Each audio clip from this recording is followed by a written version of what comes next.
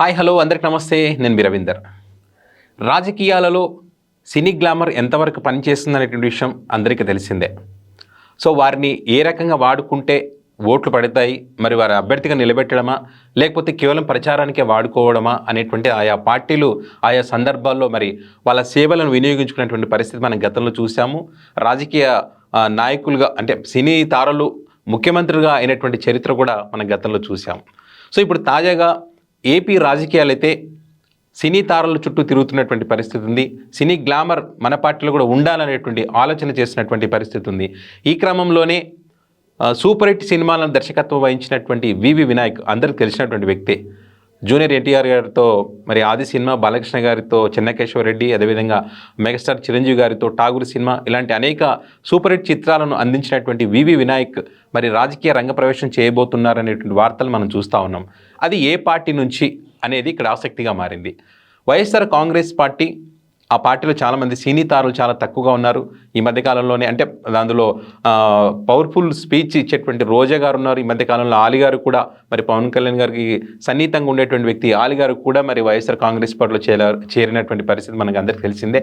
తాజాగా ఇప్పుడు సినీ తారలతో పాటు కాపు నేతలైనటువంటి సినీ తారలను, సినీ పరిశ్రమలో ఉన్నటువంటి వ్యక్తుల్ని ఆకట్టుకునేటువంటి ప్రయత్నం చేస్తుంది వైఎస్ఆర్ కాంగ్రెస్ పార్టీ. దానికి ప్రధాన కారణం ఎవరైతే పవన్ కళ్యాణ్ గారు ఉన్నారో, పవన్ కళ్యాణ్ గారికి సన్నిహితంగా ఉంటూ మెగాస్టార్ అభిమానులు, అదేవిధంగా నందమూరి అభిమానులు ఉన్నటువంటి వ్యక్తులు, అలాంటి ఫాలోయింగ్, యూత్లో ఫాలోయింగ్ ఉన్నటువంటి వ్యక్తుల్ని తీసుకురావాలనేటువంటి ఒక ఉద్దేశంతో మరి వివి వినాయక్ గారిని మరి పార్టీలోకి ఆహ్వానిస్తున్నట్టుగా తెలుస్తుంది. 2-3 రోజుల్లో ఆయన పార్టీలో చేరేటువంటి అవకాశం ఉందనేటువంటి సమాచారం అయితే మనకు అందుతూ ఉంది. ఇప్పటికే వైఎస్ఆర్ కాంగ్రెస్ పార్టీకి చెందినటువంటి నేతలందరూ పెద్దలు కూడా ఆయనతో ఇప్పటికే మాట్లాడారు.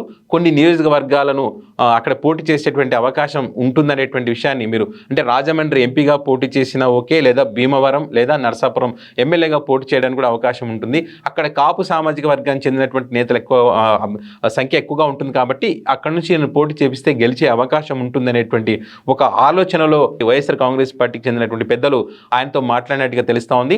ప్రధానంగా ఏంటంటే ఇప్పుడు పవన్ కళ్యాణ్ గారు ఎక్కడైతే పోటీ చేస్తారో అక్కడ పోటీ చేయించాలనేటువంటి ఒక ఆలోచనతో బలమైనటువంటి అంటే ప్రజాబలం ఉన్నటువంటి వ్యక్తుల్ని తీసుకురావాలనేటువంటి ఒక ఆలోచనలో భాగంగానే మరి వివి వినాయక్ గారిని పార్టీలోకి ఆహ్వానిస్తున్నట్టుగా పార్టీ శ్రేణులు అయితే చెప్తున్నారు.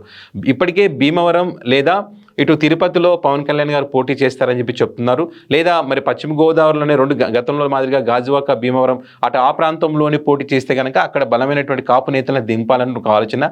ఇప్పటికే ముద్రగడ పద్మనాభం గారిని కాపు సామాజిక వర్గానికి పెద్ద దిక్కుగా ఉన్నటువంటి వ్యక్తిని పార్టీలోకి తీసుకొచ్చేటువంటి ప్రయత్నం జరుగుతూ ఉంది. అదే కాకుండా వంగవీటి రాధను కూడా మరి తిరిగి మళ్ళీ వైఎస్ఆర్ కాంగ్రెస్ పార్టీకి తీసుకొచ్చేటువంటి ప్రయత్నం జరుగుతూ ఉంది. అందులో భాగంగానే వివి వినాయక్ గారిని కూడా మరి తీసుకొచ్చి పవన్ కళ్యాణ్ గారు ఎక్కడ పోటీ చేస్తారో అక్కడ వీళ్ళను పోటీకి దించేటువంటి ఆలోచన చేస్తున్నట్టుగా మరి చెప్తున్నారు. మరి ఇప్పటికైతే అఫీషియల్గా ఎవరు అనౌన్స్ చేయలేదు, ఇటు వైఎస్ఆర్ కాంగ్రెస్ పార్టీ కానీ అటు వివి వినాయక్ గారు కానీ చెప్పనటువంటి పరిస్థితి. అంటే ఈ వస్తున్నటువంటి వార్తలను ఖండించడం లేదు, అలాగని ఇది నిజమని చెప్పేటువంటి పరిస్థితి ఎక్కడ కూడా చూడలేదు. సో ఖచ్చితంగా అయితే కాపు సామాజిక వర్గానికి చెందినటువంటి వాటి మీద ఫోకస్ పెట్టినటువంటి వైఎస్ఆర్ కాంగ్రెస్ పార్టీ ఆ దిశగానే ముందుకు వెళ్తున్నటువంటి పరిస్థితి కాబట్టి ఈ దీంట్లో ఖచ్చితంగా ఆయన పార్టీలకు వచ్చేటువంటి అవకాశమే ఎక్కువగా ఉందనేటువంటి వార్తలు వస్తున్నాయి. మరి భవిష్యత్తులో మరి కాపు సామాజిక వర్గానికి సంబంధించినటువంటి నేతలు వర్సెస్ మళ్ళీ పవన్ కళ్యాణ్ గారు ఇద్దరి మధ్యలో పోటీ ఉంటే ఎలా ఉంటుంది, ప్రజలు ఎవరి వైపు మొగ్గు చూపుతారనేటువంటిది ఎన్నికల ఫలితాల రోజు మనకు తేలేటువంటి అవకాశం ఉంది.